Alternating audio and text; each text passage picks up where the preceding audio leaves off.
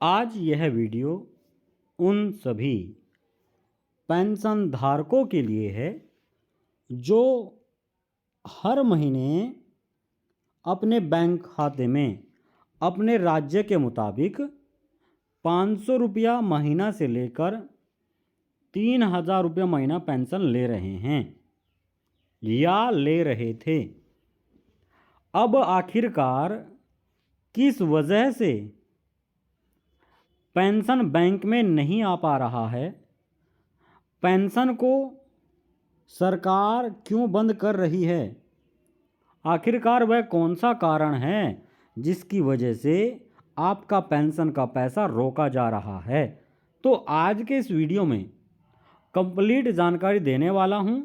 आप देश के किसी भी राज्य के रहने वाले हैं तो इस वीडियो को अवश्य देख लें।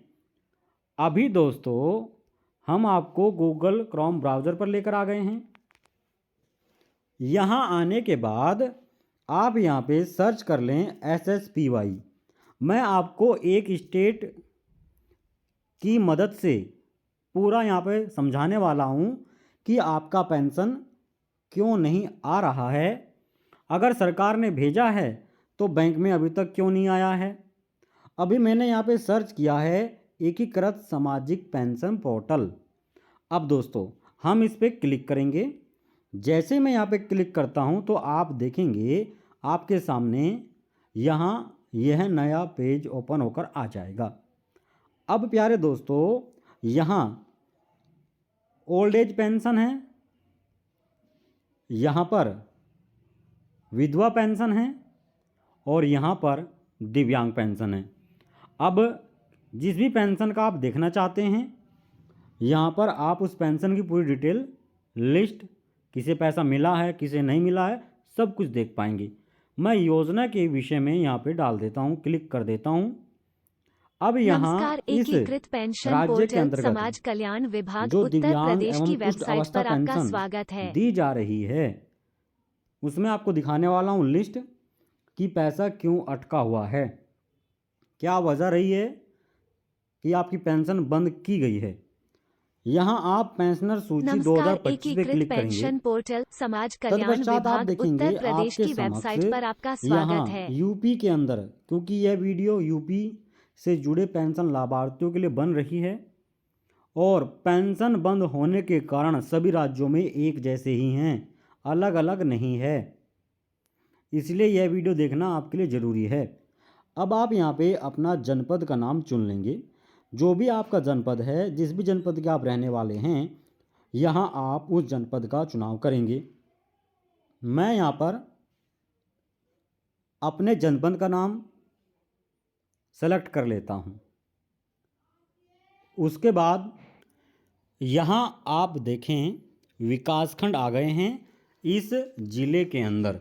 विकासखंड यहाँ अगर आप रहते हैं गांव में तो ग्रामीण क्षेत्र के अंतर्गत यहाँ विकासखंड के नाम दिए गए हैं।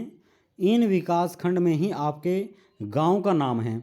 अगर आप शहर में रहते हैं तो आपको यहाँ नगर का चुनाव करना है। यहाँ आप देख लीजिए कौन सा नगर है आपका।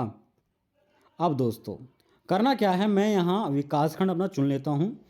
जैसे कि हमारे विकासखंड में 1656 पेंशन धारक है।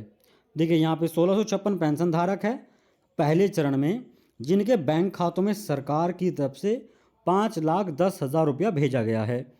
वहीं दूसरे चरण में यह संख्या 1444 हो गई है। पैसा भेजा है सरकार की तरफ से, यहाँ जो अमाउंट है, टोटल जो अमाउंट ट्रांसफ़र हुआ है उसकी संख्या आप यहाँ पर देख सकते हैं।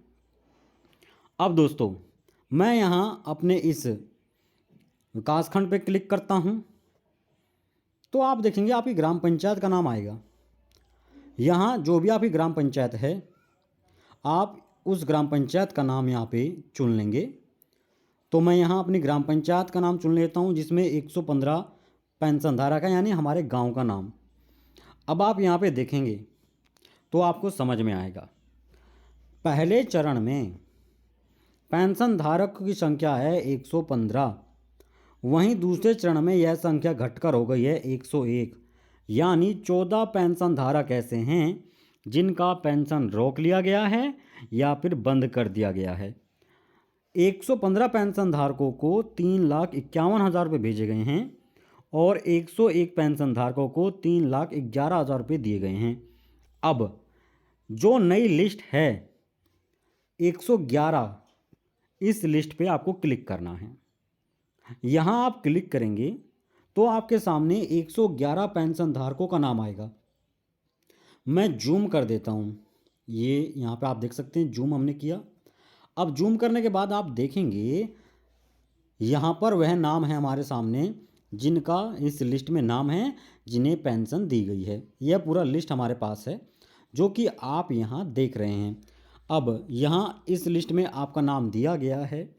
अगर इस लिस्ट में आपका नाम नहीं है तो समझ लीजिए आपका पैसा रुक गया है या फिर बंद होने की भी चांस है। अब कितना पैसा ने आया है बैंक खाते में, यह देखना आपके लिए अनिवार्य है। अमाउंट कितना भेजा गया है वह भी मैं आपको दिखा देता हूँ। 3,000 रुपये की पेमेंट इस अकाउंट होल्डर्स को रिलीज की गई है। देखिए 3,000 रुपये यहाँ पर भेजे गए हैं। यहाँ 6,000 रुपये दिया गया है। अगर नीचे आएंगे तो 3,000 रुपये यहाँ पर 101 पेंशन धारकों को मिला है। 3,000, 6,000 रुपये मिले हैं। अब कारण क्या रहा है, जो 14 पेंशन लाभार्थी हैं उनकी पेंशन कटी है, उसका कारण मैं आपको यहीं पे बता देता हूँ। सबसे पहले मैं आपको बैक लेके चलता हूँ, कुछ और दिखाना चाहूँगा। क्या दिखाना चाहूँगा, यहाँ पे देखिए, यहाँ पर 66 पेंशन धारक है तो यहाँ पर 64 है, यहाँ पर 14 है, 16 है तो यहाँ पे 14 रह गए हैं। देखिए घटते जा रहे हैं। यहाँ पर 21 है तो यहाँ पर 19 है। यह है पहला चरण है, यह दूसरा चरण है। यहाँ पे 28 है तो यहाँ पे 23 है, यहाँ पे 19 है तो यहाँ पे 19 है, सेम है। यहाँ पे 64 है तो यहाँ पे 50 है। यानी दूसरे चरण में जो पैसा आया है वह घट के आया है, लोगों का नाम कटा हुआ है, रद्द उनके नाम पर पेंशन जो थी उसको किया गया है। हो सकता है कि उनकी जो गलती है उस वजह से पेंशन रोका गया हो। अब गलती क्या हो सकती है, चलिए उसके बारे में डिस्कस करते हैं। पहली गलती तो यह है, अगर पेंशन लाभार्थी का भौतिक सत्यापन नहीं है तो उस लाभार्थी के अकाउंट में पैसा नहीं आएगा। अगर पेंशन लाभार्थी चाहते हैं कि पेंशन उन्हें मिल जाए तो उन्हें तुरंत ही अभी भौतिक सत्यापन करा लेना है। अब भौतिक सत्यापन कहाँ पे होगा, कैसे आप करा सकते हैं, यह CSC केंद्र पे जाकर आप कर सकते हैं स्वयं। आपको अपना आधार रजिस्टर मोबाइल नंबर लेके जाना है, आधार लेके जाना है। बायोमेट्रिक की सहायता से CSC केंद्र पर आपका यह काम हो जाएगा। दूसरा जो कारण है, जो पेंशन आपकी रुक गई है, देखिए समाज कल्याण विभाग की तरफ से